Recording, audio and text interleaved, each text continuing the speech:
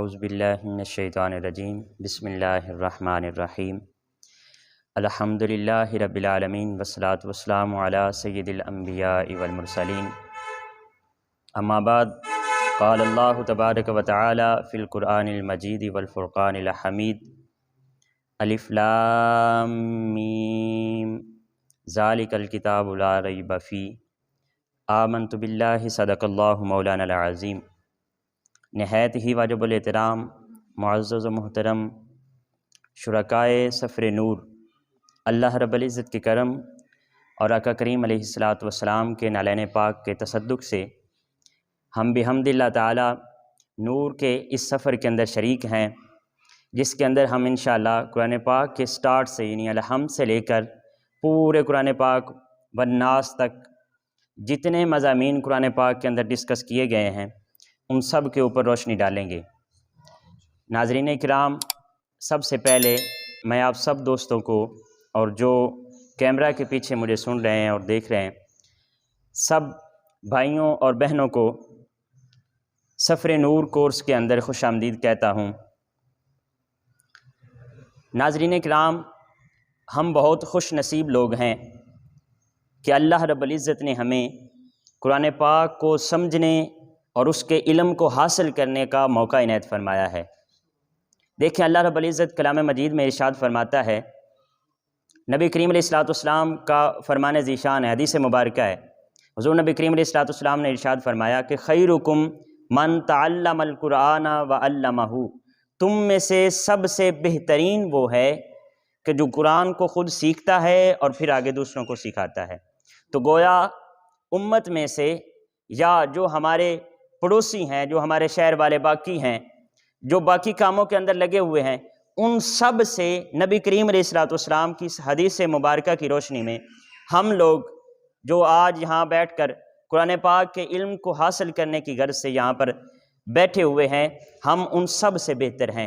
اور یہ کہنا میرا نہیں ہے بلکہ یہ نبی کریم علیہ الصلوۃ والسلام کا ہے، حضور نبی کریم علیہ الصلوۃ والسلام کا فرمان ہے۔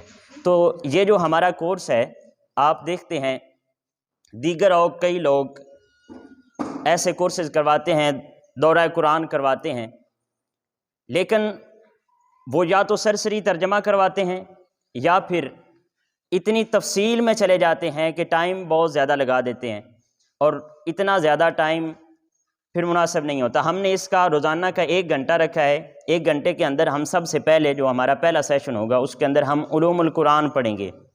علوم القرآن یعنی وہی کیا ہے، قرآن پاک کو ہم پڑھنے لگے ہیں تو لفظ قرآن کے معنی کیا ہیں، لفظ قرآن کے مفاہیم کیا ہیں، پھر ہر سورت کا انٹروڈکشن ہوگا، ہر پارے کا تعارف ہوگا کہ اس کے اندر کتنے مضامین ہیں، کون سے مضامین ہیں، اور پھر دوسرے سیشن کے اندر ہم انشاءاللہ تیسرے سیشن کے اندر قرآن پاک کے جو چند اہم مضامین ہوں گے، جو اس پارے کے مضامین ہوں گے، جس پارے کی باری ہوگی اس کے اوپر ہم روشنی ڈالیں گے، اور ان میں سے سلیکٹڈ آیات کی ہم تفسیر کریں گے اور ان کی وضاحت کریں گے۔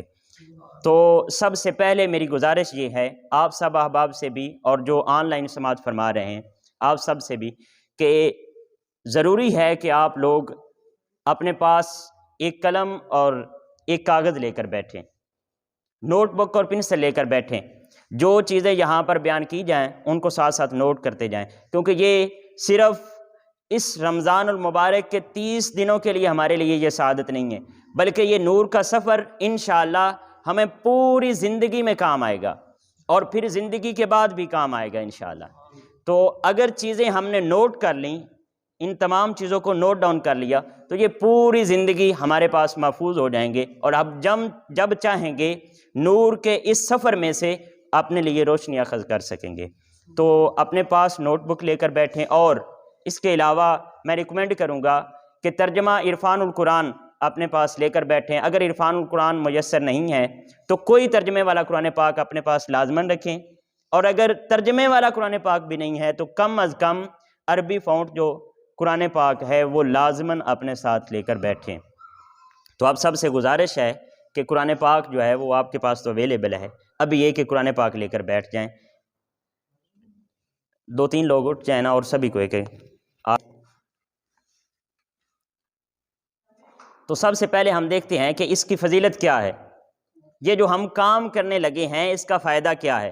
اس حوالے سے میں ایک دو احادیث مبارکہ آپ احباب کے گوش گزار کرتے ہوئے انشاءاللہ ہم اپنے کام کی طرف چلیں گے۔ حضرت ابو ہریرہ رضی اللہ تعالیٰ عنہ حضور نبی کریم علیہ السلام کے صحابی ہیں۔ آپ سے مروی ہے کہ نبی کریم علیہ السلام نے ارشاد فرمایا ما عبد اللہ بشیء افضل من فقہ فی دین، کہ دین کا علم حاصل کرنا، دین کی سمجھ بوجھ حاصل کرنا، دین کی فقہ حاصل کرنا، دین کے اندر غور و فکر کرنا اور دین کے علوم کو سیکھنا، یہ ایک ایسی عبادت ہے کہ نبی کریم علیہ السلام نے فرمایا اس سے بڑھ کر کوئی عبادت نہیں ہے، اس سے بڑھ کر کوئی عبادت نہیں ہے۔ دروازہ بند کر دیں۔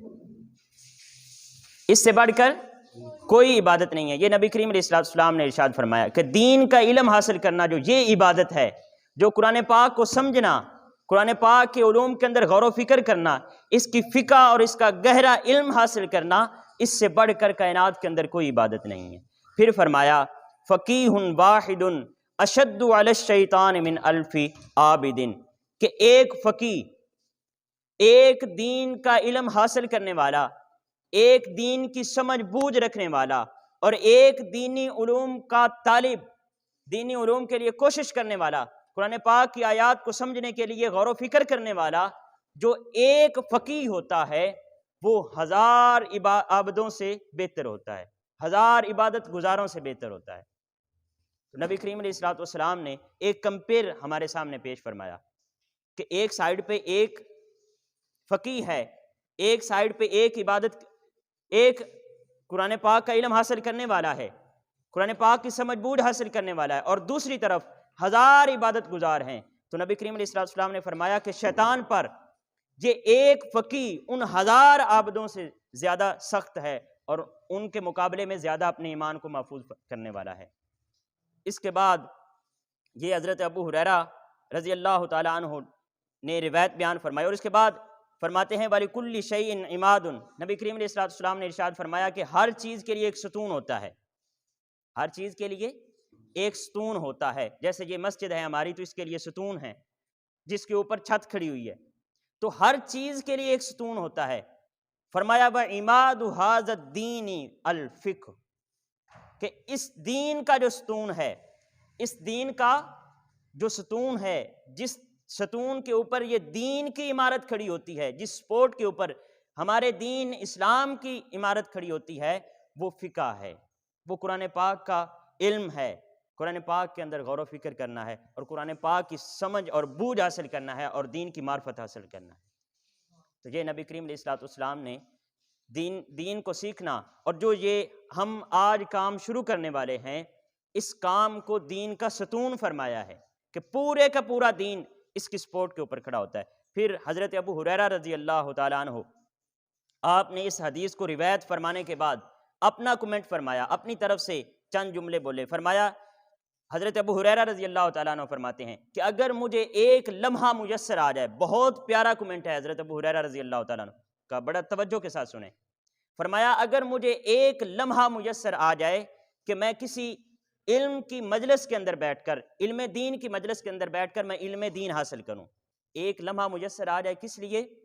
دین کا علم حاصل کرنے کے لیے، دین کا علم حاصل کرنے کے لیے اگر ایک لمحہ کوئی شخص بیٹھتا ہے اور کسی شخص کو میسر آتا ہے کسی دین کے علم کی مجلس کے اندر بیٹھ کر دین کا علم حاصل کرنے کے لیے، اگر کسی کو ایک لمحہ میسر آتا ہے تو فرمایا شام سے لے کر صبح تک ساری رات کی عبادت سے وہ کئی گنا بہتر ہے، ساری رات کی عبادت سے وہ ایک لمحہ، بولیے ایک لمحہ، وہ بہتر ہے جو قرآن پاک کا اور دین اسلام کا علم حاصل کرنے کے لیے وقف کیا جائے۔ پھر اس کے بعد ایک اور حدیث مبارکہ حضرت ابو ذر غفاری رضی اللہ تعالیٰ عنہ، آپ روایت فرماتے ہیں، آپ فرماتے ہیں کہ نبی کریم علیہ السلام نے ارشاد فرمایا کہ ایک آیت کا مفہوم، قرآن پاک کی ایک آیت کا مفہوم سمجھنا، یہ 100 رکعت نفل نماز سے بہتر ہے۔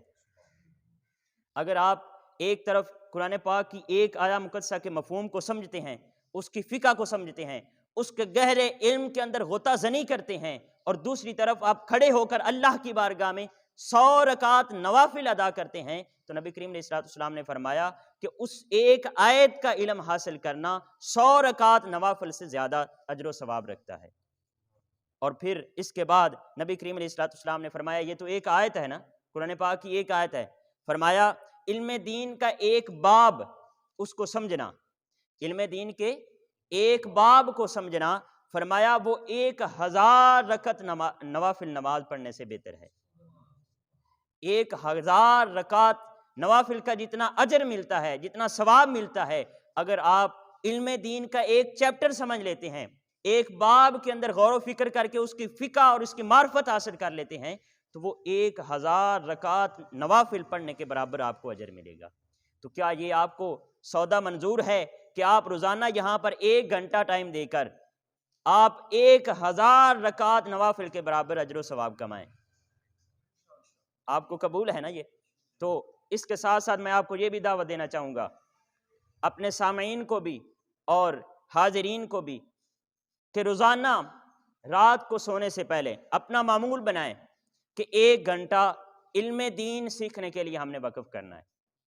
قرآن پاک کا ترجمہ پڑھیں، احادیث مبارکہ بخاری و مسلم پڑھیں، ائمہ کی کتب کو پڑھیں، علماء دین کو پڑھیں اور سنیں، اور علم کے کسی ایک چیپٹر کو روزانہ کی بنیاد پر 1 گھنٹہ وقف کر کے اس کو سیکھ کر سوئیں۔ تو جب آپ وفات پائیں گے، یعنی جب آپ قبر میں جائیں گے، تو آپ کے نامہ اعمال میں جتنی آپ نے زندگی یہاں پر دنیا کے اندر گزاری ہوگی، ہر رات کے عوض آپ کو 1000 نوافل کے برابر ثواب ملے گا، آپ کے نامہ اعمال میں موجود ہوگا۔ تو یہ سودا منظور ہے آپ کو کہ 1 گھنٹے کے عوض آپ کو 1000 رکعت نوافل کا ثواب مل رہا ہے۔ تو یہ بہت ہی ایک اہم کام ہے۔ جی ٹھیک۔ تو 1000 رکعت نوافل کا اگر آپ کو اجر ملتا ہے 1 گھنٹے کے عوض، تو یہ ایک بہت بڑا سودا ہے، ہمیں اس کے لیے دیر نہیں کرنی چاہیے۔ ناظرین کرام، ہم بلا تاخیر، چونکہ ہمارے پاس ٹائم بہت کم ہے، ہم اپنے کام کو شروع کرتے ہیں۔ تو سب سے پہلے جیسا کہ میں نے عرض کیا کہ ہم علوم القرآن، یہ بہت ہی پیارا ایک سبجیکٹ ہے، لیکن افسوس کے ساتھ ہمارے معاشرے سے ختم ہو چکا ہے علوم القرآن کا یہ چیپٹر، کہ قرآن پاک کیا ہے، وحی کیا ہے، نبی کریم علیہ السلام پر کتنے طریقوں سے وحی نازل ہوتی تھی۔ یہ جو علم ہے قرآن پاک کے بارے میں، علوم القرآن کے نام کے ساتھ اس کو تعبیر کیا جاتا ہے، یہ علم ایک بہت ہی دلچسپ مضمون ہے۔ انشاءاللہ اس کے اوپر ہم 5 سے 7 منٹ لگایا کریں گے، اور پھر اس کے بعد آگے جو پارہ ہوگا اس کے مطابق ہم اس کے مضامین کو ڈسکس کریں گے۔ تو آج کا جو علوم القرآن کا پہلا ہمارا مضمون ہے وہ ہے لفظ قرآن کی وضاحت، لفظ قرآن کی لغوی معنی، لفظ قرآن کے لغوی معنی۔ تو محققین فرماتے ہیں کہ 4 کلمات سے یہ بنا ہے، لفظ قرآن 4 کلمات سے بنا ہے۔ آپ کوشش کریں ساتھ ساتھ جو سن رہے ہیں سامعین اور جو آپ احباب تشریف فرما ہیں، آپ کوشش کریں ساتھ ساتھ ان چیزوں کو نوٹ کرتے جائیں، لیکن چونکہ ٹائم کم ہے ہم ہر ایک چیز پر رک نہیں سکتے۔ ویسے ہمارا طریقہ یہ ہے کہ ہم جو بھی کورس کرواتے ہیں اس کے اندر ہم ایک ایک پوائنٹ پر رک کر اس کی مکمل تفصیل کرتے ہیں، اور پھر جو ہمارے شرکاء ہوتے ہیں کسی بھی کورس کے اندر، ان کو وہ چیز وہیں کلاس کے اندر بیٹھے بیٹھے یاد کروا کر اٹھاتے ہیں۔ یہ ہمارا طریقہ ہے، لیکن اس سفر نور کے اندر چونکہ ہمارے پاس ٹائم زیادہ نہیں ہے، اس لیے ہم جلدی جلدی سے گزریں گے۔ اگر آپ احباب نوٹ کر سکے تو فابیا، اور اگر آپ سے کچھ چیزیں رہ جائیں تو یہ ویڈیوز ریکارڈنگ کی شکل میں یوٹیوب چینل ثقلین عباس حسن پر اویلیبل ہوں گی، آپ وہاں سے ان کو دوبارہ ریپیٹ سن سکتے ہیں اور چیزیں نوٹ کر سکتے ہیں۔ تو محققین فرماتے ہیں کہ یہ 4 کلمات سے بنا ہے لفظ قرآن۔ لغوی معنی، قرأ، سب سے پہلا لفظ ہے قرأ، اس کا معنی ہے جمع کرنا، یعنی قرآن پاک کے اندر تمام علوم کو چونکہ جمع کر دیا گیا ہے، کائنات کے اندر جتنے علوم ہیں ان سب کو اس پاک اور لا ریب کتاب کے اندر جمع کر دیا گیا ہے، اس لیے اس کو قرأ بھی کہا جاتا ہے۔ پھر دوسرا لفظ ہے قرنن، اس کا معنی ہے اکٹھا کرنا اور ملانا۔ چونکہ قرآن پاک کی جو ترتیب ہے، یہ حروف مل کر الفاظ بنتے ہیں، اور پھر الفاظ اکٹھے ہوتے ہیں تو ایک آیت بنتی ہے، ایک جملہ بنتا ہے، پھر وہ آیات اکٹھی ہوتی ہیں تو ایک پارہ بنتا ہے، پھر پارے ملتے ہیں تو ایک صورت بنتی ہے، اور پھر صورتیں ملتی ہیں تو یہ قرآن پاک بنتا ہے۔ یہ ایک خوبصورت ترتیب کے ساتھ چونکہ یہ اکٹھا ہوتا ہے، اس لیے اس کو قرن کہا جاتا ہے۔ پھر تیسرا لفظ قراءتن، اس کا معنی ہے پڑھنا۔ کیا معنی ہے اس کا؟ پڑھنا، قراءتن۔ اور ایک اس کا معنی یہ بھی ہے کہ جو سب سے زیادہ پڑھا گیا ہو۔ تو چونکہ قرآن پاک کائنات کے اندر جتنی کتابیں ہیں، چاہے وہ آسمانی کتابیں ہیں یا انسانوں کی لکھی ہوئی کتابیں ہیں، چاہے وہ صحائف ہیں یا کوئی اور کتب ہیں، جتنی بھی کتابیں ہیں کائنات کے اندر، جس کتاب کو سب سے زیادہ پڑھا گیا ہے وہ یہ قرآن پاک ہے، اس لیے اس کو قراءتن سے بھی تعبیر کیا جاتا ہے۔ پھر القرائن، القرائن اس کا معنی ہے علامت، نشانی یا دلیل۔ چونکہ اس کے اندر دلائل ہیں اور واضح نشانیاں ہیں، اس لیے اس کو القرائن بھی کہا جاتا ہے۔ پھر اگر آپ لفظ قرآن کی یہ جو لغوی تعریف ہے اور لفظ قرآن کے بارے میں مزید اگر آپ جاننا چاہتے ہوں تو ایک شیخ الاسلام ڈاکٹر محمد طاہر القادری صاحب کی کتاب ہے، بہت پیاری کتاب ہے، مناہج العرفان فی لفظ القرآن، آپ اس کتاب کو پڑھ سکتے ہیں، اس کے اندر اس کی مکمل تفصیل موجود ہے۔ علامہ ابو المعانی آپ کے مطابق جو قرآن پاک ہے اس کے 55 نام ہیں۔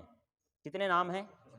55 نام ہیں قرآن پاک کے، 55 نام ہیں، اور بعض محققین فرماتے ہیں کہ 90 نام ہیں، لیکن یہ جو 55 یا 90 جو کچھ محققین نے بات کی ہے، یہ دراصل قرآن پاک کی صفات ہیں۔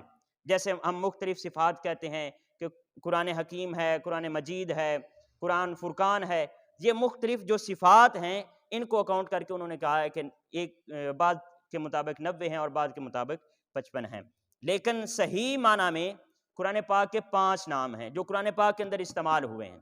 قرآن پاک کے اندر 5 نام استعمال ہوئے ہیں۔ کتنے نام استعمال ہوئے ہیں؟ 5 نام استعمال ہوئے ہیں۔ پہلا ہے القرآن، یہ قرآن پاک کے اندر استعمال ہوا ہے۔ پھر قرآن پاک کے اندر الفرقان استعمال ہوا ہے، الذکر استعمال ہوا ہے، الکتاب اور التنزیل، یہ 5 نام قرآن پاک کے اندر جو قرآن پاک نے اپنے لیے اپنے نام استعمال فرمائے ہیں، یہ 5 نام قرآن پاک کے اندر مذکور ہیں۔ پھر اس کے بعد یہ تو تھی لغوی تعریف کہ قرآن پاک کا لفظی معنی کیا ہے، جو کہ ہم نے 4 معنی کیے، اور پھر اس کے بعد ہم نے کہا کہ قرآن پاک کے اندر 5 نام ہیں جو قرآن نے خود اپنے لیے نام چوز فرمائے ہیں۔ اس کے بعد آتی ہے لفظ قرآن کی اصطلاحی تعریف، کہ اس کی اصطلاحی تعریف کیا ہے۔ تو یہ عربی کے اندر اگر آپ چاہیں تو نوٹ فرما سکتے ہیں، نہیں تو ترجمہ اس کا نوٹ فرما لیجئے گا۔ الکلام اللہ، کہ اللہ کا کلام، قرآن پاک کی اصطلاحی تعریف، الکلام اللہ المنزل علی الرسول علیہ السلام، اللہ کا کلام جو نبی کریم علیہ السلام جو رسول علیہ السلام پر نازل ہوا، المکتوب فی المصاحف، جو مصاحف میں لکھا جا چکا ہے، جو مصاحف میں لکھا جا چکا ہے، المنقول الینا نقلا متواترا، اور ہم تک تواتر کے ساتھ منقول ہوا ہے، ہم تک تواتر کے ساتھ منقول ہوا ہے، بلا شبہات، بغیر کسی شبہ کے، یعنی جو ہم تک کلام مجید پہنچا ہے وہ بغیر کسی شبہ کے، بغیر کسی تغیر کے، بغیر کسی تبدل کے، ایک تواتر کے ساتھ ہمارے پاس پہنچا ہے۔ یہ قرآن پاک کی اصطلاحی تعریف ہے۔ ناظرین کرام، اس کے بعد ہم چلتے ہیں بلا تاخیر مضامین قرآن کی طرف۔ تو آج جیسا کہ آپ احباب جانتے ہیں کہ ہم روزانہ ایک پارے کے بارے میں بات چیت کریں گے، اور آج ہمارا پہلا پارہ ہے، تو پہلے پارے کے اندر سب سے پہلے سورۃ الفاتحہ ہے۔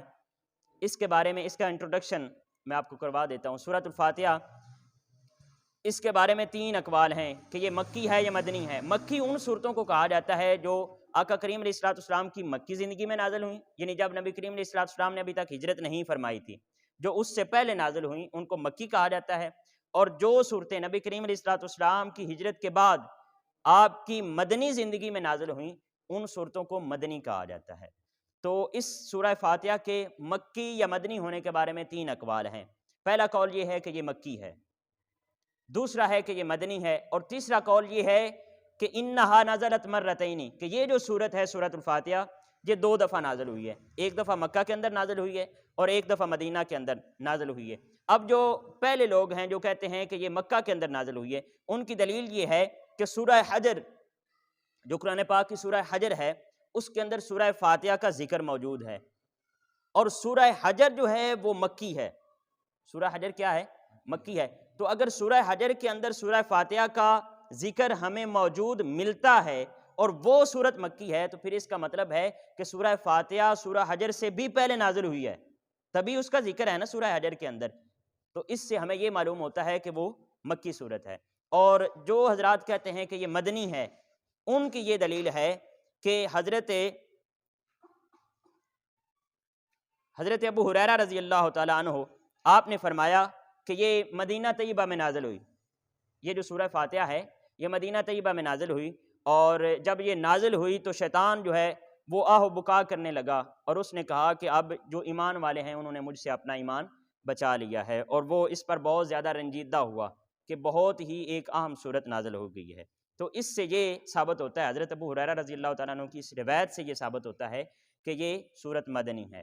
پھر جو تیسرے لوگ ہیں جو کہتے ہیں کہ یہ 2 دفعہ نازل ہوئی ہے، ان کے مطابق یہ پہلی دفعہ مکہ مکرمہ میں، جبکہ دوسری مرتبہ پھر تطمیناً للرسول صلی اللہ علیہ وسلم کہ نبی کریم علیہ السلام کے اطمینان قلب کے لیے یہ دوبارہ مدینہ طیبہ میں نازل ہوئی۔ اور یہ جو تیسرا قول ہے اس کو سب سے زیادہ لیا جاتا ہے۔ اب اس کا مختصر تعارف ہے کہ اس کے اندر 7 آیات ہیں، سورہ فاتحہ کے اندر 27 کلمات ہیں اور 140 حروف ہیں۔ پھر اس سورت کے بہت سارے نام ہیں، اس کو سورۃ الشکر بھی کہا جاتا ہے، سورۃ الحمد بھی کہا جاتا ہے، سورۃ المناجات بھی کہا جاتا ہے، صلاۃ بھی کہا جاتا ہے، دعا بھی کہا جاتا ہے، اس کے بہت زیادہ نام ہیں۔ اور سب سے اہم جو اس کا نام ہے اس کو سورۃ الرقیہ بھی کہا جاتا ہے۔ رقیہ کہتے ہیں پڑھ کر پھونکنے والی۔ تو نبی کریم علیہ الصلوۃ والسلام اکثر یہ سورہ فاتحہ پڑھ کر بیماروں کو پھونکا کرتے تھے اور ان کو شفا ہوتی تھی۔ تو آپ بھی جب کوئی بیمار خصوصاً سر درد والا مریض آپ کے پاس آئے تو سب سے پہلے 11 دفعہ درود شریف اور پھر اس کے بعد 7 دفعہ سورہ فاتحہ پڑھیں اور اس کو پھونک ماریں، پھر 7 دفعہ پڑھیں اور دوسری دفعہ پھر اس کو پھونک ماریں، اور تیسری دفعہ پھر 7 دفعہ سورہ فاتحہ پڑھ کر اور اینڈ پر 11 دفعہ درود شریف پڑھ کر آپ اس کو پھونک مار دیں، انشاءاللہ سر کا درد جو ہے وہ ٹھیک ہو جائے گا۔ پھر اب ہم شروع کرتے ہیں سورہ فاتحہ کو، یہ اس کا مختصر سا انٹروڈکشن تھا۔ تو اب ناظرین کرام ہم سورہ فاتحہ کو شروع کرتے ہیں اور اس کی مختصر سی تفسیر کے بارے میں جانتے ہیں۔ سب سے پہلی آیت مقدسہ اللہ رب العزت نے ارشاد فرمایا الحمدللہ رب العالمین، سب تعریفیں اللہ کے لیے ہیں جو تمام جہانوں کے پرورش فرمانے والا ہے۔ تو اس کے اندر میں آپ کی توجہ دلانا چاہوں گا الحمد کے اوپر۔ الحمد، اللہ رب العزت نے کلام مجید کا آغاز فرمایا ہے اس لفظ سے، اس لفظ سے کلام مجید کا آغاز فرمایا ہے۔ آپ پہلا لفظ دیکھیں کتنا پیارا ہے، اس کا معنی ہی تعریف ہے۔ حالانکہ اللہ رب العزت لفظ رب سے بھی شروع فرما سکتا تھا، اللہ سے بھی شروع فرما سکتا تھا اپنے کلام کا آغاز، لیکن الحمد سے شروع فرمایا، اور اس کا معنی ہے تعریف۔ اس سے جو ہمیں سبق حاصل ہوتا ہے وہ یہ ہے کہ ہمیں ہر وقت، یعنی اللہ رب العزت نے الحمد کے لفظ کو اتنی اہمیت دی ہے کہ اس سے اپنے کلام کا آغاز فرمایا ہے۔ اس سے ہمیں یہ سبق ملتا ہے کہ ہمیں ہر وقت ایک دوسرے کے ساتھ پیار محبت کرنا چاہیے، ایک دوسرے کی تعریفیں کرنی چاہیے، ایک دوسرے کو خندہ پشانی کے ساتھ ملنا چاہیے، ایک دوسرے سے محبت کرنی چاہیے، اور ایک دوسرے کے ساتھ حسن اخلاق کے ساتھ پیش آنا چاہیے، اور غصہ، کینہ اور بغض اور ایسی بیماریوں کو ختم کرنا چاہیے۔ یہ بہت امپورٹنٹ چیز ہے اسلام کے اندر، ایک دوسرے کے ساتھ خندہ پیشانی کے ساتھ پیش آنا اور ایک دوسرے کے ساتھ محبت کرنا، اور اپنے مسلمان بھائیوں کے لیے اچھا سوچنا اور ان کے لیے اچھا کام کرنا۔ تو پھر اس کے بعد جو دوسری آیت مقدسہ ہے وہ الرحمن الرحیم۔ یہ جو لفظ حمد ہے اس کے اوپر تھوڑی سی اور ڈیٹیل کہ حضور نبی کریم علیہ السلام کا جو جھنڈا ہوگا قیامت کے دن، جس کے نیچے پوری امت جمع ہوگی، اس کو لواء الحمد کا نام دیا جاتا ہے، لواء الحمد، اور اس کے نیچے جو جمع ہونے والے ہوں گے ان کو حمادون کہا جائے گا۔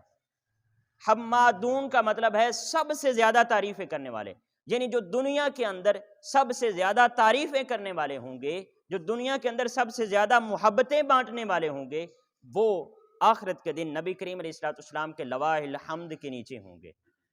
پھر اس کے بعد ناظرین کرام میں آپ کو یہ گزارش کروں گا کہ آپ محبتیں بانٹیں۔ نفرتوں کا بہت زیادہ بیج بویا جا چکا ہے، ہمارے اسلام کے اندر نفرتیں ہی نفرتیں اس دور کے اندر ہمیں نظر آتی ہیں، حالانکہ اسلام منبع محبت ہے، اسلام کا ہر درس محبت ہے، اسلام ہر جگہ پر امن، اخلاص، محبت اور بھائی چارے کا درس دیتا ہے، تو ہمیں بھی ایک دوسرے کے ساتھ بھائی چارے کے ساتھ پیش آنا چاہیے۔ پھر اس کے بعد اللہ رب العزت نے ارشاد فرمایا الرحمن الرحیم، نہایت مہربان اور بہت رحم فرمانے والا ہے، مالک یوم الدین، قیامت کے دن کا مالک ہے، ایاک نعبد و ایاک نستعین، ہم تیری ہی عبادت کرتے ہیں، اے اللہ ہم تیری ہی عبادت کرتے ہیں اور ہم تجھ ہی سے مدد چاہتے ہیں، اہدنا الصراط المستقیم، ہمیں سیدھا رستہ دکھا۔ تو ناظرین کرام، یہاں پر سورہ فاتحہ کی یہ جو چند آیات جو ہم نے تلاوت کی اور ان کا ترجمہ کیا، یہاں سے اللہ رب العزت نے ہمیں دعا مانگنے کا ڈھنگ سکھایا ہے۔ سب سے پہلے اس کی تعریف کریں، پھر الرحمن الرحیم، اس کے رحم اور اس کے کرم کے اوپر اور اس کے مغفرت کے اوپر مکمل بھروسہ رکھیں، اور اس کے کرم کے اوپر مکمل بھروسہ رکھتے ہوئے پھر مالک یوم الدین، پھر اس کو مالک تسلیم کریں، پھر مانیں کہ وہ ہم سے بڑا ہے، پھر مانیں کہ وہ سب سے بڑا ہے، اور پھر اس کے بعد کہیں کہ اے مالک ہم تیری ہی عبادت کرتے ہیں، یعنی اس کے وحدانیت کا اقرار کریں کہ تیرے علاوہ کسی کی عبادت نہیں کرتے، تیرے علاوہ کسی سے مانگتے نہیں ہیں، یہ سارے اپنے ذہنی طور پر مکمل فوکس کر کے پھر اس کے بعد دعا مانگے تو اللہ رب العزت قبول فرمائے گا۔ ناظرین کرام، اس کے بعد ہم چلتے ہیں سورہ بقرہ کی طرف۔ تو سورہ بقرہ کا مختصر انٹروڈکشن، بقرہ گائے کو کہتے ہیں، تو چونکہ اس کے اندر گائے کا ذکر ہے اس لیے اس سورت کا نام سورہ بقرہ رکھا گیا ہے۔ یہ سورت مدنی ہے، قرآن پاک کی یہ پہلی سورت ہے جو مدنی ہے، اور یہ سب سے بڑی سورت ہے، یعنی جب نبی کریم علیہ السلام مدینہ تشریف لائے تو سب سے پہلے جو سورت نازل ہوئی حضور کی مدنی زندگی کے اندر وہ سورہ بقرہ ہے، اور یہ کلام مجید کی سب سے بڑی سورت ہے۔ پھر اس کی 286 آیات ہیں، 6121 کلمات ہیں، اور 25,500 اس کے اندر حروف ہیں۔ پھر اس کے بھی مختلف نام ہیں، اس کو سورۃ الکرسی بھی کہا جاتا ہے، سورۃ البقرہ بھی کہا جاتا ہے، اس کو سنام بھی کہا جاتا ہے، سورۃ الزہرہ بھی کہا جاتا ہے، اور سنام اس لیے کہا جاتا ہے کہ کیونکہ سنام کا معنی ہے بلندی، سنام کا کیا معنی ہے؟ بلندی، تو یہ ایک بہت عظیم سورت ہے، اس لیے اس کو سورۃ السنام بھی کہا جاتا ہے۔ اب جو قرآن مجید کے پہلے پارے جس کا نام الف لام ہے، پہلے پارے کا کیا نام ہے؟ الف لام میم، اس کے اندر جو مضامین ڈسکس ہوئے ہیں ہم اجمالی طور پر ان کا ایک دفعہ ذکر کرتے ہیں اور پھر ان میں سے چند مضامین پر ڈسکس کریں گے۔ اس پارے کے اندر جو مضامین آئے ہیں وہ سب سے پہلے عظمت و حقانیت قرآن ہے، یعنی قرآن پاک کی عظمت اور اس کی حقانیت کو بیان کیا گیا ہے۔ پھر طبقات العباد کا ذکر ہے اس پہلے پارے کے اندر، یعنی متقین کا ذکر ہے، کفار کا ذکر ہے، منافقین کا ذکر ہے، اور نافرمانوں کا ذکر اور ان کی علامات بیان کی گئی ہیں۔ پھر اس کے بعد متفرق مضامین ہیں، یعنی زمین پر کفالت حیات، یعنی حیات کی کفالت، اور پھر اس طرح حقانیت قرآن، قرآنی تمثیلات کا مقصد اور نافرمانوں کی علامات اس کے اندر اس پارے کے اندر بیان کی گئی ہیں۔ پھر واقعہ خلافت آدم علیہ السلام جو اس پارے کا میں سمجھتا ہوں نچوڑ ہے کہ حضرت آدم علیہ السلام کو کیسے وہ خلافت ملی اور آپ کو کیسے تخلیق کیا گیا، اور پھر آپ کا جنت میں جانا اور جنت سے پھر زمین پر تشریف لے آنا اور حضرت حوا علیہ السلام ساتھ، یہ سارا ذکر پہلے پارے کے اندر ہے۔ پھر بنی اسرائیل کا اس کے اندر ذکر ہے، سیدنا موسیٰ علیہ السلام کے حوالے سے بہت زیادہ تفصیلاً ذکر ہمیں ملتا ہے۔ پھر اس کے بعد سیدنا ابراہیم و اسماعیل علیہ السلام ان کا ذکر ملتا ہے، اور انہوں نے جو کعبے کی تعمیر کی تھی اس کا ذکر ملتا ہے، اور پھر اس کے بعد جو دعا مانگی اس کو دعا ابراہیمی کہا جاتا ہے، دعا ابراہیمی کا تذکرہ ہے اس کے اندر۔ پھر توحید کا ہے، قیامت کا ذکر ہے، رسالت کا ہے، دعا کا حکم ہے، پھر مرنے کے بعد زندہ ہونے کے بارے میں ذکر ہے۔ پھر اسی کے اندر گائے کی عقیدت کا رد ہے کہ جو بنی اسرائیل کے لوگوں نے گائے کے اوپر عقیدت، اور آج بھی لوگ ہیں جو گائے کو ماں سمجھتے ہیں اور پتہ نہیں کیا کیا عقائد رکھتے ہیں، اس کا رد کیا گیا ہے اسی پارے کے اندر۔ پھر حروف مقطعات کی تفصیل ہے اسی پارے کے اندر، اور پھر اس کے بعد انسانوں کی 3 اقسام، یعنی مومنین جو متقین ہیں، پھر منافقین اور جو کفار ہیں اور نافرمان ہیں، پھر ایمان بالغیب، اقامت الصلاۃ، ادائے زکوٰۃ اور آسمانی کتابوں پر ایمان۔ یہ ایک موٹی فہرست تھی جو میں نے آپ احباب کے سامنے پیش کر دی کہ یہ مضامین پہلے پارے کے اندر ڈسکس کیے گئے ہیں۔ اب ہم چلتے ہیں چند مضامین کی وضاحت کرتے ہیں۔ تو سب سے پہلے سورہ بقرہ کو شروع کرتے ہیں، تو الف لام میم یہ حروف مقطعات ہیں، حروف مقطعات ہیں۔ ان کا لفظی معنی کیا ہے؟ مقطعات ان کو کیوں کہا جاتا ہے؟ کیونکہ یہ قطعات سے نکلا ہے، اور قطعات ان کا مطلب ہے ٹکڑے۔ قطع کا کیا مطلب ہے؟ ٹکڑے۔ چونکہ ان کو ٹکڑے ٹکڑے کر کے پڑھا جاتا ہے۔ آپ دیکھیں الف لام میم، تو الف کو الگ پڑھا گیا، لام کو الگ پڑھا گیا، اور میم کو الگ پڑھا گیا۔ باقی الفاظ ہم پڑھتے ہیں تو ایک ایک حرف، فار ایگزامپل آگے ذالکا ہے تو ذالکا کو ہم زال لام اور کاف نہیں پڑھتے، ہم ذالکا جوڑ کر پڑھتے ہیں۔ لیکن جو یہ حروف مقطعات ہیں ان کو ٹکڑے ٹکڑے کر کے، یہ الف لام میم ہے، اس کے بعد یاسین ہے، طٰہٰ، جتنے کلام مجید کے اندر حروف مقطعات ہیں ان کو چونکہ ہم ٹکڑے ٹکڑے کر کے پڑھتے ہیں، اس لیے ان کو حروف مقطعات کہا جاتا ہے۔ یہ ان کا لفظی معنی ہے۔ پھر ان کی معنوی حکمت کیا ہے؟ یہ کیوں نازل ہوئے؟ ان کا معنی کیا ہے؟ تو اس بارے میں جو مفسرین کی رائے ہے، زیادہ اکثر مفسرین کی، وہ یہ ہے کہ چونکہ جو عرب لوگ تھے وہ جب آپس میں کلام کرتے تھے، آپس میں گفتگو کرتے تھے، تو وہ کوڈ ورڈ استعمال کرتے تھے۔ کوڈ ورڈ استعمال کرتے تھے کہ ایسے الفاظ کا استعمال کرنا کہ اگر دو آدمی آپس میں بات کر رہے ہیں تو ان دونوں کو ہی ان الفاظ کے معنی کا پتہ ہوتا تھا، جو تیسرا آدمی پاس کھڑا گفتگو سن رہا ہوتا تھا اس کو نہیں پتہ چلتا تھا۔ وہ کوڈ ورڈ استعمال کرتے تھے۔ تو اللہ رب العزت نے بھی کلام مجید کے اندر یہ کوڈ ورڈ استعمال کیے ہیں کہ جن کا مفہوم یا اللہ رب العزت کو معلوم ہے یا نبی کریم علیہ السلام کو معلوم ہے، اور جب قیامت کا دن ہوگا تو پھر باقی بہت سارے اہم رازوں کی طرح ان رازوں سے بھی پردہ اٹھا دیا جائے گا، اور اس وقت ہمیں ان کے مفاہیم کا پتہ چل جائے گا۔ پھر اس کے بعد اللہ رب العزت ارشاد فرماتا ہے ذالک الکتاب لا ریب فیہ، یہ وہ کتاب ہے جس کے اندر کوئی شک شبہ نہیں۔ اللہ رب العزت نے یہاں پر لفظ کتاب فرمایا ہے، لفظ کلام نہیں فرمایا۔ بہت امپورٹنٹ نکتہ ہے، توجہ فرمائیے گا کہ کلام اور کتاب کے اندر فرق کیا ہے۔ کلام اور کتاب کے اندر فرق کیا ہے؟ کلام ہم کہتے ہیں جو بول رہے ہوتے ہیں، فار ایگزامپل میں یہ بول رہا ہوں، گفتگو کر رہا ہوں، تو یہ کلام ہے۔ اور کتاب کہتے ہیں جو ریٹن شیپ میں، پیپر شیپ میں موجود ہو، جو ریٹن موجود ہو۔ تو اللہ رب العزت نے یہاں پر کلام مجید کے لیے لفظ کتاب فرمایا ہے کہ یہ ریٹن موجود ہے، یہ صرف کلام نہیں ہے۔ اور کلام آپ جانتے ہیں کہ اگر میں آپ کو کوئی بات بتاتا ہوں، کلام، میں آپ کو کوئی بات بتاتا ہوں، آپ جا کر آگے بتاتے ہیں، حافظ صاحب کو بتاتا ہوں، حافظ صاحب جا کے آگے تیسرے آدمی کو بتاتے ہیں، تو یہ بے شک لفظ وہی ہو بہو آگے جا کر بتائیں، لیکن ممکن ہے ان کے لہجے میں فرق آ جائے، یا پوسیبل ہے کوئی ایک آدھ لفظ میں فرق آ جائے تو معنی چینج ہو جائے۔ تو معنی کے چینج ہونے کا کلام کے اندر احتمال زیادہ ہے بنسبت کتاب کے، کیونکہ کتاب جو ہے اور اگر میں کوئی چیز ریٹن شیپ میں ان کو دیتا ہوں، کوئی خط دیتا ہوں، تو یہ آگے جا کر پہنچاتے ہیں تو وہ تو ہو وہی الفاظ ہوں گے۔ تو اس لیے اللہ رب العزت نے کلام مجید کو کتاب فرمایا ذالک الکتاب لا ریب فیہ، یہ کتاب ہے جس کے اندر کوئی شک شبہ نہیں ہے۔ پھر اس کے بعد ناظرین کرام جو اگلی آیت مقدسہ ہے اس کے اندر مختلف طبقات عباد جو ہیں ان کا ذکر کیا گیا ہے۔ تو یہاں پر مومنین کی صفات ہیں۔ اللہ رب العزت نے ارشاد فرمایا الذین یؤمنون بالغیب، مؤمنین اور متقین وہ ہیں جو غیب پر ایمان لاتے ہیں۔ غیب پر ایمان لانا کیا ہے؟ کہ جو ہم نے نہیں دیکھا، جو ہم نے ان آنکھوں سے نہیں دیکھا، بس آقا کریم علیہ السلام نے ہمیں بتایا ہے، اس کے اوپر ایمان لینا، یہ ایمان بالغیب ہے۔ فار ایگزامپل نبی کریم علیہ السلام نے ہمیں بتایا کہ اللہ ایک ہے، ہم نے دیکھا نہیں ہے ان آنکھوں سے۔ اللہ کو کسی نے دیکھا ہے ان آنکھوں سے؟ نہیں دیکھا ہے۔ صرف آقا کریم علیہ السلام نے بتایا کہ اللہ ایک ہے، ہم نے کہا جی حضور ایک ہے، یہ ہے ایمان بالغیب۔ حضور نبی کریم علیہ السلام نے فرمایا مرنے کے بعد زندہ ہونا ہے، ہم نے دیکھا ہے زندہ ہوتے کسی کو؟ نہیں دیکھا ہے، جی حضور ٹھیک ہے۔ حضور نبی کریم علیہ السلام نے فرمایا قبر کے بعد حشر کی زندگی ہے، اعمال کا حساب ہونا ہے، میزان ہونا ہے، پھر اس کے بعد جنت اور دوزخ کا ایک پورا سلسلہ ہے، جی حضور ہے۔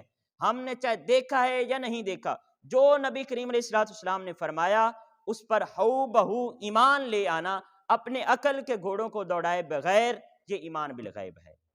تو فرمایا مومنین کی جو پہلی صفت ہے وہ یہ ہے کہ وہ غیب پر ایمان لاتے ہیں۔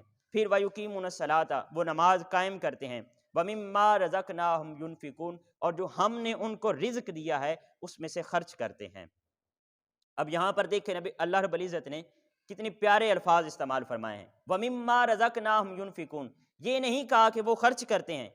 پاسبل ہے کہ انسان سمجھے میں اپنا مال خرچ کرتا ہوں، تو یہاں پر خرچ کرنے کی ترغیب بھی دی اور اس کے ساتھ ساتھ یہ تنبیہ بھی دے دی کہ جو بھی تم اللہ کی راہ میں خرچ کرتے ہو وہ اپنے پاس سے خرچ نہیں کرتے، وہ اللہ کا عطا کردہ ہوتا ہے، وہ پہلے ہم نے ہی آپ کو دیا ہوتا ہے۔ وَمِمَّا رَزَقْنَاهُمْ يُنْفِقُونَ، اور جو ہم نے ان کو دیا ہے اس میں سے خرچ کرتے ہیں۔ پھر اس کے بعد اگلی صفت ہے مومنین کی، فرمایا وَالَّذِينَ يُؤْمِنُونَ بِمَا أُنزِلَ إِلَيْكَ وَمَا أُنزِلَ مِن قَبْلِكَ، کہ وہ ایمان لاتے ہیں اس کے اوپر جو ہم نے آپ کی طرف نازل کیا اور جو آپ سے پہلے نازل کیا، یعنی آسمانی کتابوں کے اوپر ایمان لاتے ہیں۔ وَبِالْآخِرَةِ هُمْ يُوقِنُونَ، اور آخرت پر پختہ یقین رکھتے ہیں۔ یہ مومنین کی یہاں پر صفات گنوائی گئی ہیں، 5 صفات گنوائی ہیں یہاں پر قرآن پاک نے۔ پہلی ایمان بالغیب، کہ غیب پر ایمان لاتے ہیں، پھر نماز کا قیام یعنی نماز کو قائم کرتے ہیں، پھر انفاق فی سبیل اللہ یعنی اللہ کی راہ میں خرچ کرتے ہیں۔ اور یہ جو اللہ کی راہ میں رزق کا خرچ کرنا ہے، یہ رزق کی مختلف صورتیں ہیں۔ رزق صرف پیسے کی شیپ میں نہیں ہے، صرف منی کی شیپ میں نہیں ہے، ہمارا علم بھی رزق ہے، اللہ رب العزت نے ہمیں عطا فرمایا ہے۔ ہمارا علم بھی رزق ہے، عزت بھی رزق ہے، اخلاق بھی رزق ہے۔ یہ جتنی چیزیں اللہ رب العزت نے ہمیں عطا فرمائی ہیں یہ ساری رزق ہیں۔ ان میں سے اللہ کی راہ میں خرچ کرنا، یعنی اگر آپ کے پاس علم ہے، اگر آپ کے پاس کوئی فن ہے تو وہ اگر آپ دوسروں کے ساتھ شیئر کرتے ہیں، دوسروں کو بتاتے ہیں، تو یہ بھی آپ کا انفاق فی سبیل اللہ ہوگا۔ صرف یہ نہیں کہ کسی کو 10 روپے یا 20 روپے دے دیے تو وہ اللہ کی راہ میں خرچ ہو گیا۔ خرچ سے اللہ کی راہ میں رزق کے خرچ کرنے سے مراد یہ ہے کہ اللہ نے جس شکل میں آپ کو رزق دیا ہے، اللہ نے آپ کو علم دیا ہے تو علم سے بانٹو۔ بات کی سمجھ آ رہی ہے؟ بات کی سمجھ آ رہی ہے کہ اگر اللہ نے آپ کو علم دیا ہے تو علم سے بانٹو، اگر اللہ رب العزت نے آپ کو پیسہ دیا ہے پیسے سے بانٹو، اگر اللہ رب العزت نے آپ کو عزت دی ہے تو دوسرے لوگوں کو عزت دو۔ یہ ساری جس شیپ میں اللہ رب العزت نے آپ کو شہرت دی ہے تو لوگوں کو شہرت دو، لوگوں کے ساتھ اچھے سلوک کے ساتھ پیش آؤ۔ تو یہ جتنی چیزیں ہیں، اگر اللہ رب العزت نے آپ کو کوئی عہدہ دیا ہے، آپ کسی غریب کا کام کر سکتے ہیں تو اس کا کام کر دیں، یہ بھی انفاق فی سبیل اللہ ہے۔ اللہ رب العزت نے آپ کو جس شکل میں آپ کو رزق دیا ہے اس شکل میں آگے بانٹنا، یہ کیا ہے؟ انفاق فی سبیل اللہ ہے۔ پھر اس کے بعد آسمانی کتابوں پر ایمان لینا، یعنی قرآن پاک پر اور سابقہ کتابوں پر ایمان لانا، یہ مومنین کی چوتھی صفت ہے۔ اور 5ویں صفت ہے کہ آخرت پر پختہ یقین رکھنا۔ یہ 5 صفات اللہ رب العزت نے مومنین کی یہاں پر گنوائی ہیں۔ اس کے بعد ناظرین کرام ہم آگے چلتے ہیں تو آیا مقدسہ نمبر 7 سے منافقوں کی نشانیاں شروع ہوتی ہیں۔ یہ مومنین کی نشانیاں تھیں، آگے منافقوں کی نشانیاں ہیں۔ آیا مقدسہ نمبر 7 سورہ بقرہ کی، اللہ رب العزت ارشاد فرماتا ہے ختم اللہ علی قلوبہم، کہ ان کی پہلی نشانی یہ ہے۔ اچھا، منافق کی پہلے تھوڑی سی تعریف کر لیتے ہیں۔ منافق کیا ہوتا ہے؟ منافق وہ ہوتا ہے جو منہ سے تو کہے میں مسلمان ہوں لیکن دل سے مسلمان نہ ہو۔ منہ سے کہے میں مسلمان ہوں اور دل سے ایمان نہ لائے، دل سے اس کی تصدیق نہ کرتا ہو تو اس کو منافق کہتے ہیں۔ تو اللہ رب العزت نے منافقوں کی نشانیاں گنواتے ہوئے فرمایا ختم اللہ علی قلوبہم وعلی سمعہم، پہلی نشانی یہ ہے کہ اس کے دل اور کانوں پر مہریں لگ جاتی ہیں اور آنکھوں پر پٹی باندھ دی جاتی ہے، یعنی اس کو کوئی حقیقت کی بات نہ تو سنائی دیتی ہے، نہ اس کو سمجھ آتی ہے، اور نہ ہی وہ حقیقت کی بات کو دیکھ سکتا ہے، ٹھیک ہے، اور نہ ہی دل تک پہنچ سکتی ہے۔ تو یہ پہلی ان کی نشانی ہے کہ ان کے کانوں اور دلوں پر مہریں لگا دی جاتی ہیں اور آنکھوں پر پٹی باندھ دی جاتی ہے۔ پھر اس کے بعد دوسری نشانی یہ ہے کہ وہ دھوکہ دیتا ہے۔ اللہ رب العزت نے ارشاد فرمایا یخادعون اللہ والذین آمنوا، آیا مقدسہ نمبر 9 میں، کہ وہ دھوکہ دینے کی کوشش کرتے ہیں اللہ رب العزت کو اور ان لوگوں کو جو ایمان لائے۔ تو یہ ان کی دوسری نشانی ہے کہ منافق دھوکہ دیتا ہے۔ پھر تیسری نشانی کہ وہ بغض، کینہ اور حسد رکھتا ہے۔ اس سے آگے والی آیت مقدسہ آیت نمبر 10 میں اللہ رب العزت نے ارشاد فرمایا فی قلوبہم مرض، ان کے دلوں میں بیماری ہے، یعنی کینہ اور بغض اور حسد ہے، یعنی جو دل کے اندر کینہ، بغض اور حسد رکھتا ہے تو یہ بھی کس کی نشانی ہے؟ منافق کی نشانی ہے۔ کس کی نشانی ہے؟ منافق کی نشانی ہے۔ پھر اس کے بعد فرمایا کہ وہ ایمان باللہ اور آخرت پر ایمان لائے، یعنی اللہ رب العزت پر بھی ایمان لائے اور آخرت پر بھی ایمان لائے، لیکن تعظیم رسول کا انکار کرے، نبی کریم علیہ السلام کی تعظیم نہ کرے، تو یہ بھی منافقت کی نشانی ہے۔ پھر زمین میں فسادی بنتا ہے، فرمایا وَإِذَا قِيلَ لَهُمْ لَا تُفْسِدُوا فِي الْأَرْضِ قَالُوا إِنَّمَا نَحْنُ مُصْلِحُونَ، کہ جب ان سے کہا جاتا ہے زمین کے اندر فساد نہ کرو تو وہ کہتے ہیں ہم ہی تو ہیں جو اصلاح کرنے والے ہیں۔ فرمایا الا انہم هم المفسدون ولکن لا یشعرون، آگاہ ہو جاؤ یہی لوگ حقیقت میں فساد کرنے والے ہیں۔ تو منافق کی جو اگلی نشانی یہاں پر بیان کی گئی ہے وہ یہ ہے کہ وہ زمین میں فساد برپا کرتا ہے، پھر دوسروں کو بے وقوف سمجھتا ہے۔ وَإِذَا قِيلَ لَهُمْ كَمَا آمَنَ النَّاسُ قَالُوا وَنُؤْمِنُ كَمَا آمَنَ السُّفَهَاءُ، جب ان سے کہا جاتا ہے کہ ایمان لے آؤ تو وہ کہتے ہیں کہ کیا ہم ایمان لے آئیں ان کی طرح جو بے وقوف ہیں، تو وہ ایمان لانے والوں کو گویا کیا سمجھتے ہیں؟ بے وقوف سمجھتے ہیں۔ یہ منافق کی اگلی نشانی ہے۔ پھر جلوت و خلوت میں فرق کرتا ہے، یعنی وَإِذَا لَقُوا الَّذِينَ آمَنُوا، جب ایمان والوں سے ملتا ہے تو قَالُوا آمَنَّا، وہ کہتے ہیں جو منافق لوگ ہیں وہ کہتے ہیں کہ ہم ایمان لائے۔ وَإِذَا خَلَوْا إِلَىٰ شَيَاطِينِهِمْ، اور جب شیاطین کے پاس خلوت میں جاتے ہیں، اکیلے تنہائی میں جاتے ہیں، تو پھر کیا ہے؟ کہتے ہیں قَالُوا إِنَّا مَعَكُمْ، تو پھر اپنے شیاطین کو کہتے ہیں، جو اپنے دوسرے کفار لوگ ہیں ان کو کہتے ہیں کہ ہم تو تمہارے ساتھ ہیں۔ یعنی جلوت کے اندر آتے ہیں تو مومنوں کے ساتھ ہو جاتے ہیں، اور جب خلوت میں اکیلے جاتے ہیں، شیاطین کے پاس جاتے ہیں، تو کہتے ہیں ہم تمہارے ساتھ ہیں۔ یعنی ان کی جلوت اور خلوت میں فرق ہوتا ہے۔ یہ منافقوں کی اگلی نشانی ہے۔ اور پھر اس کے بعد آسانی کے وقت دوڑ لگا دیتے ہیں، اور جب قربانی کی باری آتی ہے تو پھر رک جاتے ہیں۔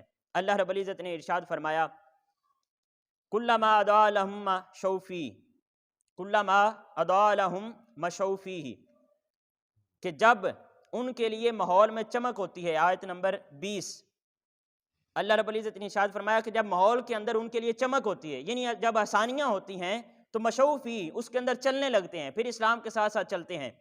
وَإِذَا أَظْلَمَ عَلَيْهِمْ، اور جب ان کے اوپر تاریکی آ جاتی ہے، اندھیرا آ جاتا ہے، قاموا، تو پھر رک جاتے ہیں۔ یعنی جب کوئی قربانی کی باری آتی ہے، جب کسی جنگ کے اندر جانا ہوتا ہے، قرآن اسلام کی راہ میں کچھ وقف کرنے کی باری اور کچھ قربانی کرنے کی باری آتی ہے، تو پھر وہیں پر رک جاتے ہیں اور اسلام سے انکار کر دیتے ہیں۔ یہ منافقوں کی آخری نشانی ہے۔ اور کفار جو ہیں، یہ منافقوں کی نشانیاں تھیں۔ کفار کے بارے میں تو آپ کو پتہ ہے کہ جو بالکل ظاہراً انکار کر دیتے ہیں، جو اسلام کو مانتے ہی نہیں ہیں، ماننے سے انکار کر دیتے ہیں، وہ کفار ہوتے ہیں۔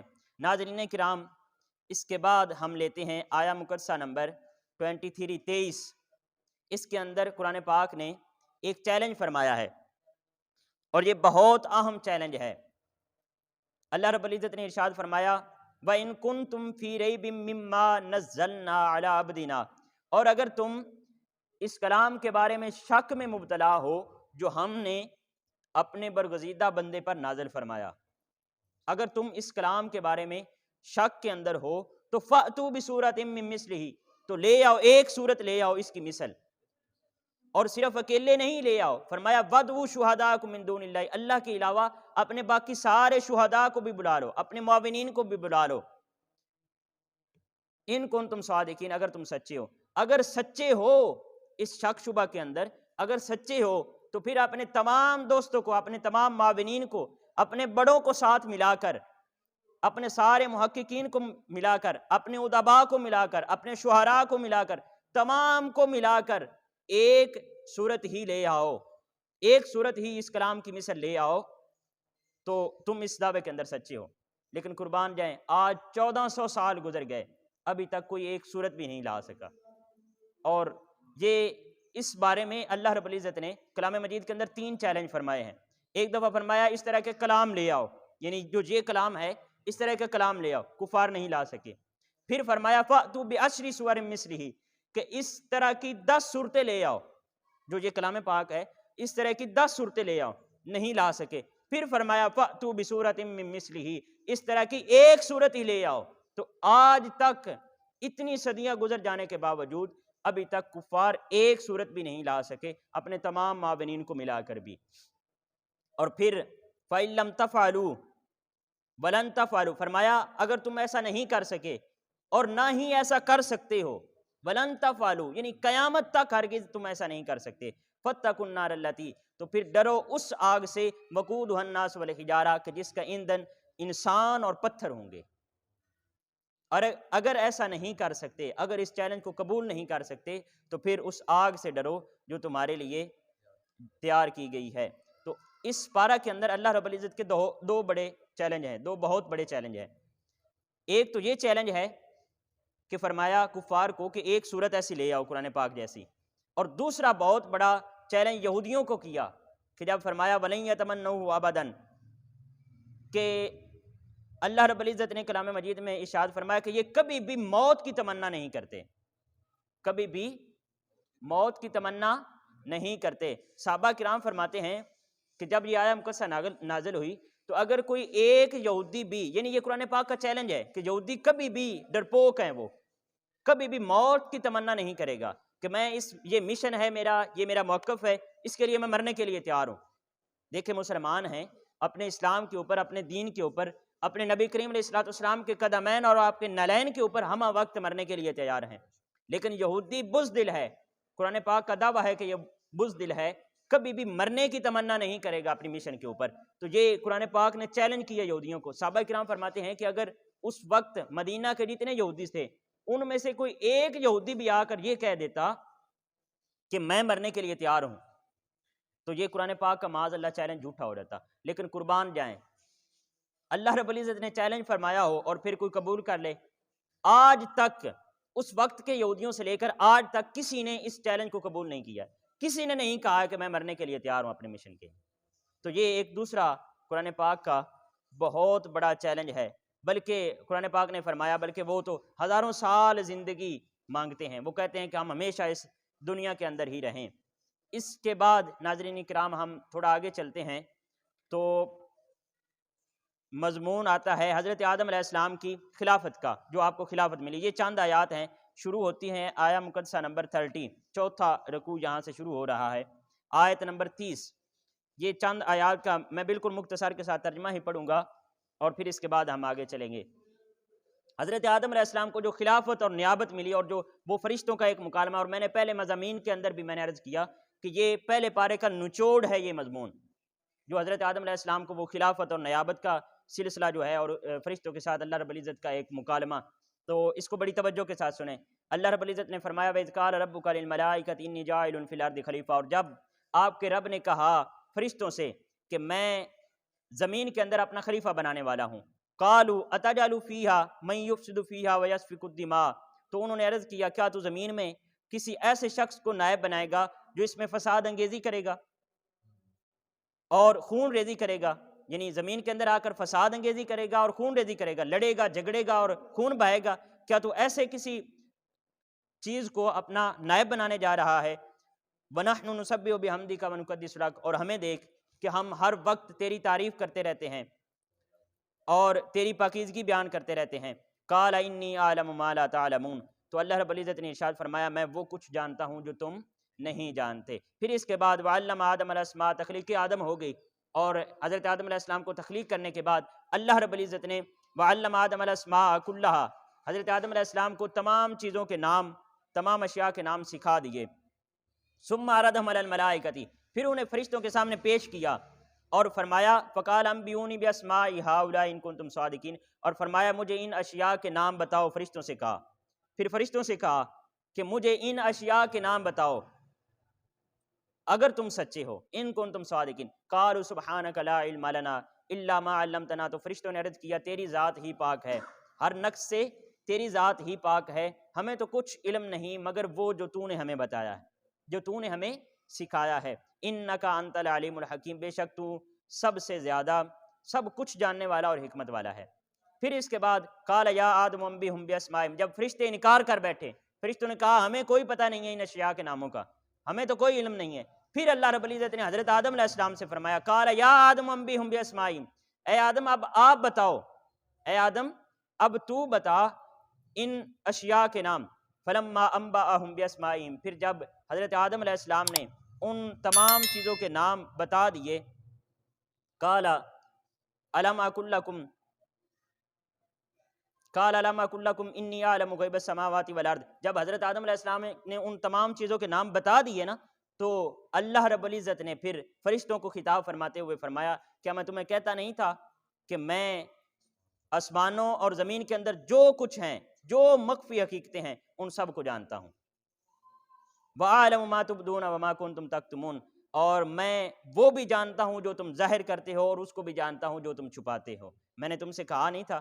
پھر اس کے بعد وَإِذْ قُلْنَا لِلْمَلَائِكَةِ اسْجُدُوا لِآدَمَ فَسَجَدُوا إِلَّا إِبْلِيسَ، اور جب ہم نے فرشتوں سے فرمایا کہ آدم کو سجدہ کرو تو سب نے سجدہ کیا سوائے ابلیس کے۔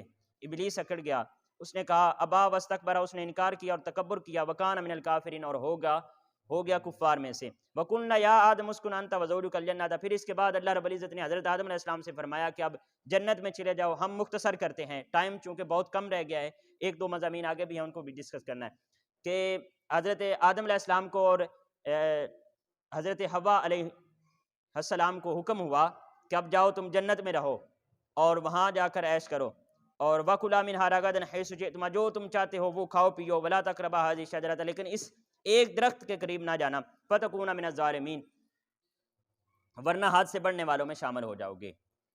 تو یہ جو مضمون ہے ایک پورا حضرت آدم علیہ السلام کی خلافت کا فرشتوں کے ساتھ مکالمہ، اور پھر فرشتوں کا حضرت آدم علیہ السلام کو سجدہ کرنا، یہاں سے میں ایک بہت اہم پوائنٹ عرض کرنے کے بعد جلدی کے ساتھ آگے نکلوں گا۔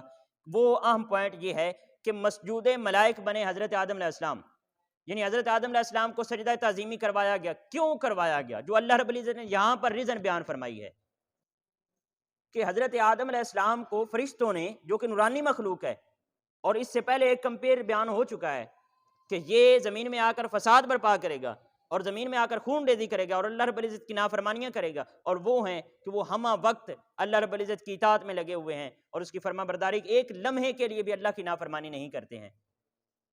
تو اتنی ان کی عظمت ہونے کے باوجود، ان کا نورانی مخلوق ہونے کے باوجود، پھر بھی وہ حضرت آدم علیہ السلام کو سجدہ کر رہے ہیں۔ کیوں؟ تو اس کے اندر جو اہم پوائنٹ بیان کیا گیا ہے وہ ریزن یہ ہے کہ حضرت آدم علیہ السلام کے پاس ان اشیاء کے نام، یعنی حضرت آدم علیہ السلام کے پاس علم تھا اور فرشتوں کے پاس وہ علم نہیں تھا، جس وجہ سے اللہ رب العزت نے ارشاد فرمایا کہ اب یہ علم والا ہے، اس کو تم سجدہ کرو۔ تو یہاں سے ہمیں درس ملتا ہے کہ ہم اہل علم کی قدر کریں۔ ناظرین کرام، ہمیں چاہیے کہ ہم علم والوں کی قدر کریں، ورنہ وہی سلوک ہمارے ساتھ ہوگا جو شیطان کا ہوا۔ اس نے قدر نہیں کی، اس نے سجدہ کرنے سے انکار کر دیا، اس نے علم والے کو بڑا نہیں جانا، تو اللہ رب العزت نے مردود کر دیا، اس کو رد کر دیا اور ٹھکرا دیا اپنی چوکھٹ سے۔ پھر اس کے بعد ناظرین کرام، بنی اسرائیل کو عطا کردہ جو نعمتیں ہیں، بنی اسرائیل کو بہت زیادہ نعمتیں عطا کی گئیں، ان کا تذکرہ ہے۔ میں بالکل اختصار کے ساتھ ان کے اونلی نام گنواتا ہوں۔ ان کو کثرت انبیاء سے نوازا گیا، یعنی جو بنی اسرائیل قوم تھی ان کو سب سے زیادہ نبی دیے گئے، پھر دنیاوی خوشحالی ان کو عطا کی گئی، پھر عقیدہ توحید اور ایمان کی دولت سے ان کو نوازا گیا، پھر فرعون کے مظالم سے ان کو نجات ملی۔ یہ بھی انبیاء کی ایک نعمت ہے جو اللہ رب العزت نے ان پر کرم فرمایا۔ پھر اس کے بعد من و سلویٰ کا نزول بھی بنی اسرائیل کی قوم پر ہوا۔ پھر ستم ڈانے والوں کو نیست و نابود فرمایا اللہ رب العزت نے، جو فرعون تھے، نمرود تھے، جتنے بھی ستم ڈانے والے تھے، ان سب کو اللہ رب العزت نے نیست و نابود فرمایا۔ پھر جب ان کے لیے پانی نہیں تھا تو حضرت موسیٰ علیہ السلام نے ایک پتھر پر عصا مارا تو ان کے لیے پانی نکالا۔ یہ بھی ایک نعمت ہے جو اللہ رب العزت نے کوٹ فرمائی ہے۔ پھر اسی طرح بہت ساری نعمتوں کا ذکر ہے جو اللہ رب العزت نے ان کو یاد کروایا اور فرمایا کہ آپ لوگ ان نعمتوں کو یاد کرو اور میرے انکار کرنے سے باز آ جاؤ۔ اس کے بعد جو ایک آیہ مقدسہ بہت ہی امپورٹنٹ اور پیاری آیت ہے، آیت نمبر 104، آیت نمبر 104، اللہ رب العزت نے ارشاد فرمایا یا ایھا الذین آمنوا لا تقولوا راعنا، کہ اے ایمان والو، نبی کریم علیہ الصلوۃ والسلام کو اپنی طرف متوجہ کرنے کے لیے راعنا مت کہو۔ راعنا کا مطلب ہے ہماری طرف رعایت فرمائیے، ہماری طرف رعایت فرمائیے، ہم سے رعایت فرمائیے، یعنی ہماری طرف توجہ فرمائیے۔ راعنا کا یہ مطلب ہے۔ بیسیکلی تو یہ مومنوں کو حکم دیا جا رہا ہے کہ تم ایسے نبی کریم علیہ الصلوۃ والسلام کو نہ کہا کرو۔ یہ کیوں منع کیا گیا؟ بیسیکلی اس کے پیچھے نقطہ یہ ہے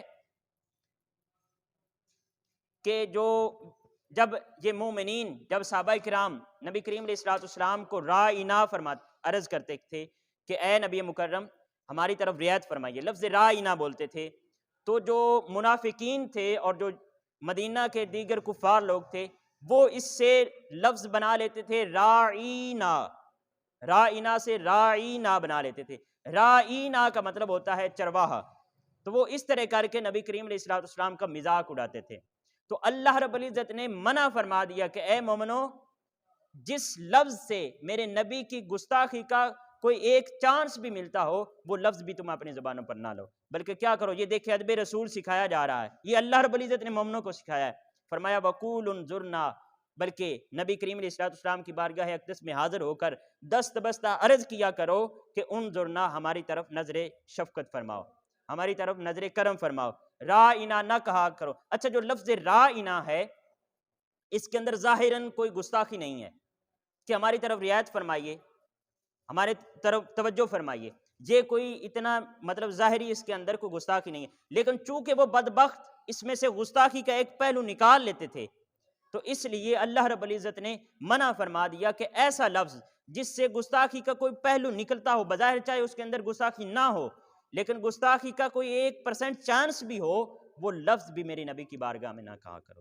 یہ ادب رسول ہے جو اللہ رب العزت نے مؤمنین کو سکھایا ہے۔ اس کے بعد ناظرین کرام آیا مقدسہ نمبر 113 پر چلتے ہیں تو اللہ رب العزت نے ارشاد فرمایا وقالت الیہود لیست النصارى علی شیء۔ اس آیا مقدسہ کا ترجمہ پڑھنے سے پہلے ایک چیز میں عرض کرتا چلوں کہ جو نجران کے عیسائی تھے، اس کو کور کریں، جو نجران کے عیسائی تھے، نہیں چلتے نہ، جو نجران کے عیسائی تھے انہوں نے نبی کریم علیہ السلام کے ساتھ مکالمہ کے لیے دعوت دی، اور وہ نجران سے آئے نبی کریم علیہ السلام کی بارگاہ میں حضور نبی کریم علیہ السلام سے مناظرہ کرنے کے لیے۔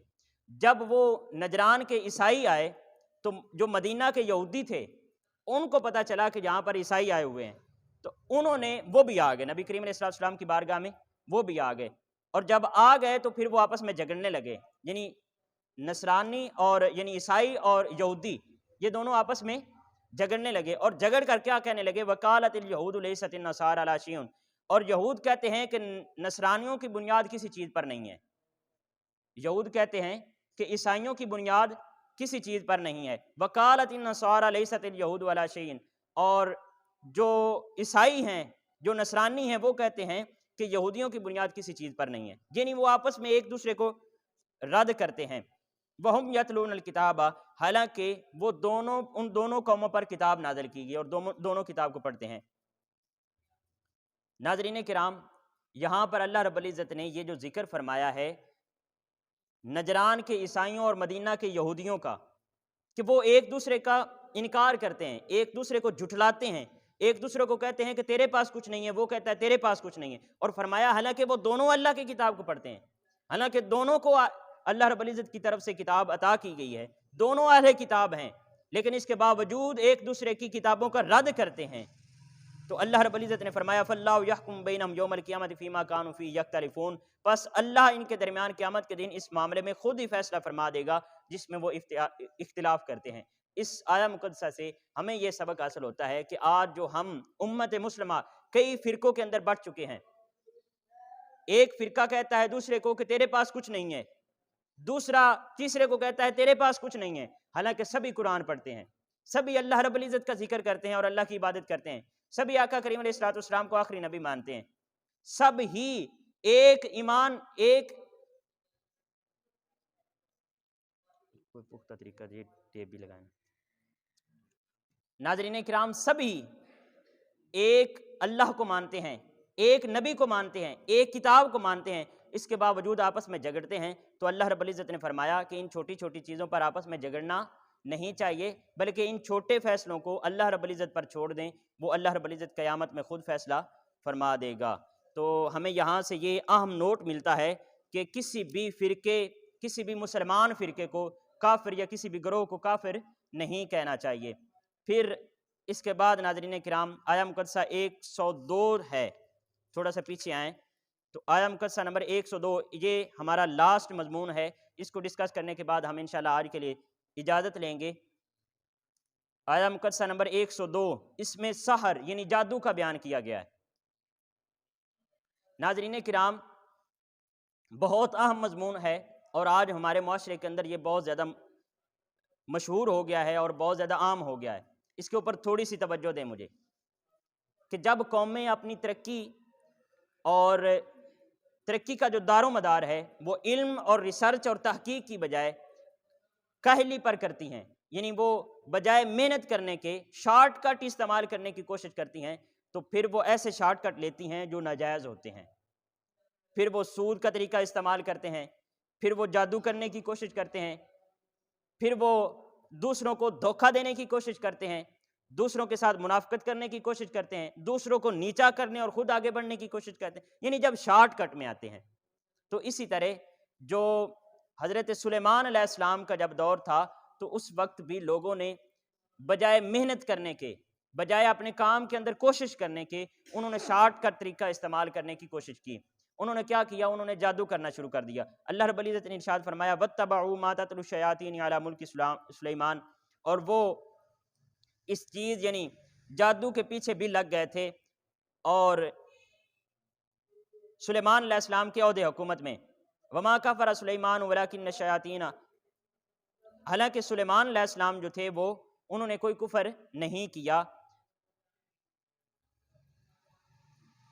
وَلَٰكِنَّ الشَّيَاطِينَ كَفَرُوا يُعَلِّمُونَ النَّاسَ السِّحْرَ، اور کفر تو شیطانوں نے کیا جو لوگوں کو جادو سکھاتے تھے، جو لوگوں کو جادو سکھاتے تھے۔ تو ناظرین کرام، یہاں پر اور پھر یہاں پر ہاروت و ماروت جو فرشتے ہیں ان کا ذکر ہوا، وہ نازل ہوئے۔ اللہ رب العزت نے فرمایا کہ وَمَا يُعَلِّمَانِ مِنْ أَحَدٍ حَتَّىٰ يَقُولَا إِنَّمَا نَحْنُ فِتْنَةٌ فَلَا تَكْفُرْ، کہ جو وہ دونوں فرشتے تھے انہوں نے کسی کو کچھ نہیں سکھایا تھا، یہاں تک کہ وہ کہتے تھے کہ ہم تو محض آزمائش کے لیے ہیں، سو تم اس پر اعتقاد رکھ کر کافر نہ بنو۔ یعنی وہ جادو کے بارے میں صرف یہ بتاتے تھے کہ یہ ایک کفر ہے، اس کے بارے میں تم اس کے اندر نہ پھنسو، اس کے اندر آ کر کفر تم نہ کرو، ہم تو آزمائش کے اندر ہیں۔ تو ناظرین کرام، آج پھر جو جادو وہ کرتے تھے فَيَتَعَلَّمُونَ مِنْهُ مَا يُفَرِّقُونَ بِهِ بَيْنَ الْمَرْءِ وَزَوْجِهِ، کہ اس کے باوجود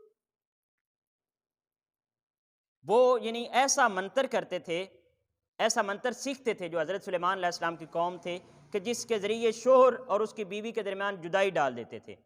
یہ آج ہمارے معاشرے کے اندر بھی بہت زیادہ مشہور ہو چکا ہے، خصوصاً جو ہماری بہنیں سن رہی ہیں اور جو ہمارے بھائی اس کام کے اندر مشغول ہیں، توجہ کے ساتھ سنیں، بہت بڑا جرم ہے یہ۔ کسی کو دیکھا کہ اس کا شوہر اچھا ہے، اس کو ہتھیانے کی کوشش کر لی، جناب جادو ٹونے والوں کے پاس چلا گیا اور ان سے جا کر کہا کہ اس کا جو شوہر ہے وہ مجھے مل جائے۔ اسی طرح کچھ لوگ ہوتے ہیں وہ کہتے ہیں اس کی جو بیوی ہے وہ مجھے مل جائے۔ تو یہ جو حضرت سلیمان علیہ السلام کی قوم جادو کیا کرتی تھی، ان کا بھی طریقہ یہی تھا کہ وہ شوہر اور بیوی کے درمیان جدائی ڈالنے کے لیے جادو کرواتے تھے۔ یہ بہت بڑا جرم ہے۔ حضرت ابو حنیفہ رضی اللہ تعالیٰ عنہ نے فرمایا کہ جو ساحر ہو، جو جادو کرنے والا ہو، اس کی صرف ایک سزا ہے کہ اس کو قتل کر دینا چاہیے، اس کی توبہ بھی قبول نہیں ہوتی ہے۔ جو جادو کرتا ہے، یہ اتنا بڑا جرم ہے کہ اس کی توبہ بھی قبول نہیں ہوتی ہے۔ تو ہمیں بجائے دوسروں کو بڑھتا ہوا دیکھ کر، دوسروں کو آگے نکلتا ہوا دیکھ کر ان سے حسد کر کے ان کو نیچا دکھانے کی کوشش نہیں کرنی چاہیے، بلکہ اس کی جگہ پر ہمیں یہ کرنا چاہیے کہ ہم خود محنت کریں۔ جب کسی کو دیکھیں کہ اس کے پاس مال اسباب زیادہ ہے، تو بجائے اس سے چھیننے کے آپ اللہ کی بارگاہ میں دعا کریں کہ اے مولا، جو اس کو عطا کیا ہے اس کے اندر بھی برکتیں ڈال، اور اسی طرح اے مولا مجھے بھی عنایت فرما۔ تو انہی الفاظ کے ساتھ آج اجازت چاہتے ہیں، انشاءاللہ کل پھر دوسرے پارے کے بارے میں بات چیت ہوگی۔ تو ناظرین کرام، یہ جادو کے بارے میں مزید آپ کو یہ عرض کرنا چاہوں گا کہ ان کاموں کے اندر جو بھی مشغول ہیں، میرے سامعین ذی احتشام، جو لوگ بھی اس کے اندر مصروف ہیں اور یہ کام کرتے ہیں خدا کے لیے، یہ حسد، یہ کینہ، یہ دوسروں کو نیچا دکھانے کی کوشش، دوسروں کو پیچھا چھوڑ کر خود آگے نکلنے کی کوشش، ان سے نکلیں اور محنت کریں اور کوشش کریں اور اللہ رب العزت کی بارگاہ سے مانگے، جو کچھ آپ کو چاہیے اللہ سے مانگے، انشاءاللہ اللہ رب العزت آپ کو عطا کرے گا۔ تو میں آپ سب کو رمضان المبارک کا پہلا روزہ آپ سب کی بارگاہ میں مبارکباد پیش کرتا ہوں، اور اسی طرح یہ سفر نور، اس کا آج کا پہلا پارہ، اس کے بارے میں ہم نے جن مضامین کو ڈسکس کیا، اس کی مبارکباد پیش کرتا ہوں۔ اللہ رب العزت نور کے اس سفر کو ہمارے لیے مزید باعث برکت فرمائے،